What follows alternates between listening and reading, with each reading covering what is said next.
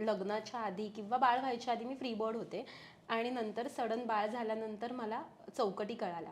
ठीक आहे, बट तेच मला विचारायचं आहे, पण हा जो तुमचा फेज होता त्याच्यानंतर स्वतःचं करिअर कसं जपलं? म्हणजे एवढं करिअर सुद्धा सुंदर प्रकारे हाताळलं तुम्ही की नोकरी सोडून सुद्धा आज जे काही तुम्ही करताय ते सोपं नाहीये. सो हे सगळं कसं हाताळलं मग तेव्हा? म्हणजे गंमत म्हणजे सायली हीच आहे की लग्नाआधी तर मी फार ॲक्टिव्ह नव्हतेच किंवा करिअर वाईज मी इतकी छान करतच नव्हते.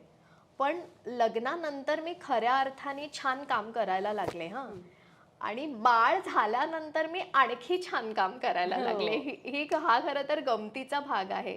कारण बघ ना किती इंटरेस्टिंग आहे ना. म्हणजे युजुअली बायकांच्या बाबतीत असं घडतं की लग्नाच्या आधी तुम्ही करा जे करायचे ते, लग्नानंतर मग काही काही गोष्टींमध्ये कंट्रोल यायला लागतं, लिमिटेशन्स यायला लागतात. आणि बाळ झाल्यानंतर तर बाई बऱ्याचदा घरी बसते.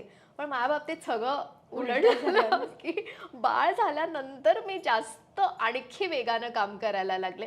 कारण मी जसं म्हटलं तसं त्यांच्या सहवासात राहून इतक्या गोष्टी शिकायला मिळाल्या ना की बापरे. म्हणजे स्वतःवर ताबा कसा आणायचा, कंट्रोल कसा आणायचा आणि त्यातून गोष्टी कशा शिकायच्या, त्यांचे एक एक प्रश्न जेव्हा ते विचारतात निरागसपणे, त्यातला जो आनंद असतो ना, तो आनंद घ्यायचाच विसरले होते मी. छोट्या छोट्या गोष्टींमधला आनंद हा त्यांनी मला शिकवला आणि त्यामुळे मला वाटतं ती एक वेगळीच मजा असते. मस्त. आणि तुमच्यामुळे अनेक स्त्रिया इन्स्पायर होतात तुमच्यासारख्या स्त्रियांमुळे, आणि त्यातलंच महत्त्वाचं नाव म्हणजे तुमचं घेतलं जातं. तसाच एक प्रश्न विचारायचा की आत्ताच्या बायकांना भरपूर पुरुषांवर अवलंबून असतात. म्हणजे बऱ्याचदा, म्हणजे असं नाही म्हणता येणार की आताची स्त्री स्वातंत्र्य तर आहेच, घराच्या बाहेर जाऊन ती काम तर करते, पण अजूनही अशा बऱ्याच स्त्रिया आहेत की ज्यांना असं वाटतं की जाऊ दे, मी घरी बसते, मस्तपैकी घरचं काम करते आणि छानपैकी नवरा पॉकेट मनी देईल, मी त्यावर लक्ष केंद्रित करते. किती इम्पॉर्टंट आहे स्त्रियांना की स्वतःच्या पायावर उभं असणं?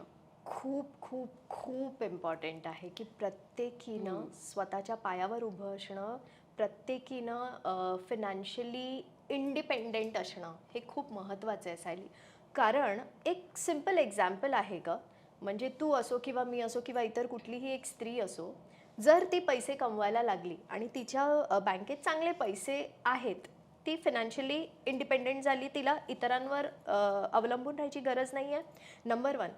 लग्नानंतरचं सोड गं, आपले आई बाबा तर आपल्यासोबत कायमच असणार आहे ना. लग्न होऊ दे, बाळ होऊ दे, काही होऊ दे, माझी आई आहे, माझे बाबा आहेत.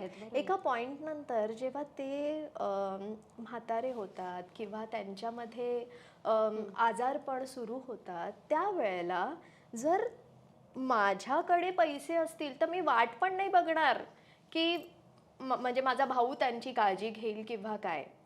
माझ्याकडे आहेत ना, तर मी त्यांना सांभाळीन.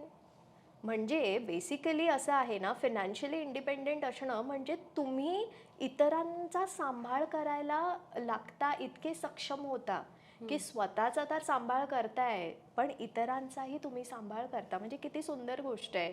इनफॅक्ट सायली, आता तर जग बदलत चाललंय. म्हणजे बऱ्याचदा आता असंही होतंय, म्हणजे हल्लीचे जे कपल्स आहेत ज्यामध्ये जेनझीज सुद्धा आपण काउंट करू शकतो, कारण त्यांचे विचारच वेगळे आहेत. मला असं वाटतं जेनझी कपल्समध्ये तर इतकं सगळं प्रॅक्टिकल झालंय ना, आणि ते खरं आयुष्य जगतायत बघ. कारण जेनझी कपलमध्ये जो पुरुष आहे आणि जी स्त्री आहे, त्यांना सगळंच बॅलन्स हवंय, सगळंच इक्वल हवंय. मग त्यात महिला म्हणजे फॉर एक्झाम्पल जाते का डेटला जरी गेले तरी तिथे बघ एक्सपेक्टेड असं नाही आहे की पुरुषच बिल भरणार. तिथे मुलगी पण, इनफॅक्ट तो पुरुष सांगेल चल हाफ हाफ करूया, कारण ही त्यांची ही त्यांची मेंटॅलिटी आहे, त्यांचे विचार आहेत जे चांगले आहेत. आणि मला वाटतं शेअर द बर्डनचं परफेक्ट एक्झाम्पल आहे हे.